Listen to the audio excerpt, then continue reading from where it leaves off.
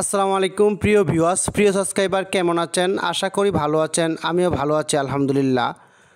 আপনাদেরকে আজকে একটি বড় প্রোফাইল ইন্ডাস্ট্রিয়াল টিনের একচালা চালের সম্পূর্ণ ভিডিও দেখাবো ইনশাল্লাহ। আমাদের সাথে থাকুন। আবদুল্লাহ এসএস স্টিল সারা বাংলাদেশেই কাজগুলো করে থাকি।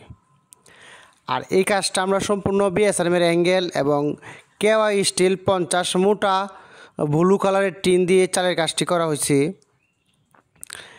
এই কাজটি করা হয়েছে ময়মনসিংহ জেলার সদরে পরাণগঞ্জের আগে চরকরিচা পশ্চিম মেসাজ সাত্তার ফিলিং স্টেশন। এখানে আমরা কেমিক্যাল কোম্পানির জন্য একটি একচালা শেড তৈরি করেছি।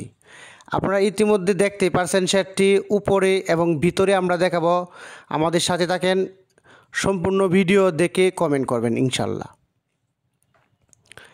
এখানে কেওয়াই স্টিলের 50 mm যে টিনটা লাগানো হয়েছে, এটা কিন্তু প্রাইম কোয়ালিটি ব্লু স্কুপ এই টিনটা।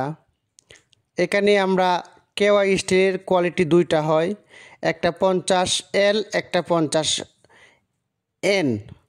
এখানে কিন্তু এল যেটা মোটা, সেই মোটা টিনটা দিয়ে কিন্তু প্রোফাইলগুলো বানানো হয়েছে। ব্লু কালার প্রোফাইল টিন আপনারা দেখতে পাচ্ছেন একচালার জন্য কীরকম হয়েছে।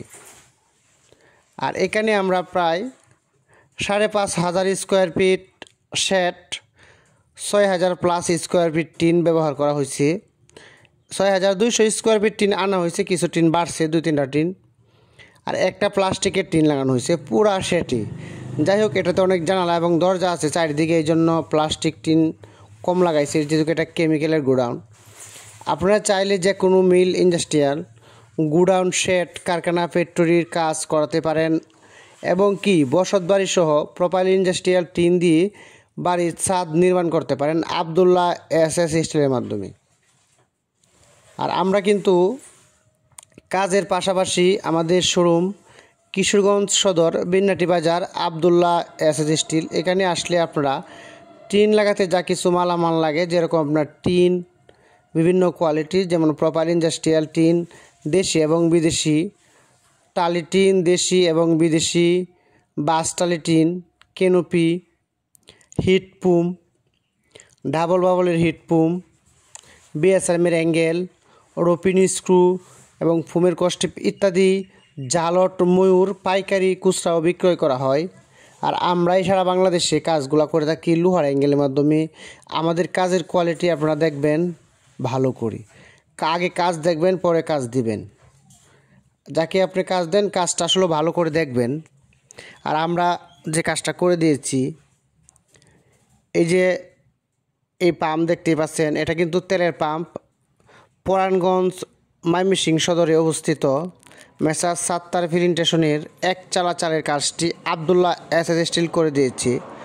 আর এই কাজটা আমরা সম্পূর্ণ কমপ্লিট করে হ্যান্ডওভার দিয়েছি মোহাম্মদ রাসেল ভাইকে, যিনি এই পাম্পের চেয়ারম্যান সাহেব। রাসেল ভাই ওনার কিন্তু এটা কেমিক্যাল কারখানা। আর একটা বিষয় হচ্ছে, এই কেমিক্যাল কারখানাতে যে আমরা টিনগুলো ব্যবহার করছি কেওয়াই স্টিল, আর এখানে কিন্তু যে জায়গাতে কেমিক্যালটা হবে দেখতেই পাচ্ছেন, সেখানে কিন্তু ফুম লাগিয়ে দিয়েছি যাতে করে টিনটা নষ্ট না হয়, যেহেতু এটা একটা বিশেষ কেমিক্যাল কারখানা। এখানে বিভিন্ন কেমিক্যাল আমদানি রপ্তানি করা হয়, এই জন্য এই শেডটা করা হয়েছে 5,500 স্কোয়ার ফিট। আর এখানে আমরা মোট বিএসআরএমের অ্যাঙ্গেল ব্যবহার করা হয়েছে প্রায় 2700 কেজির মতো বিএসআরএমের অ্যাঙ্গেল, 2-2, 4 মিলি এবং 1.5-1.5, 4 মিলি এক স্ট্রং বিএসআরএমের অ্যাঙ্গেল ব্যবহার করা হয়েছে।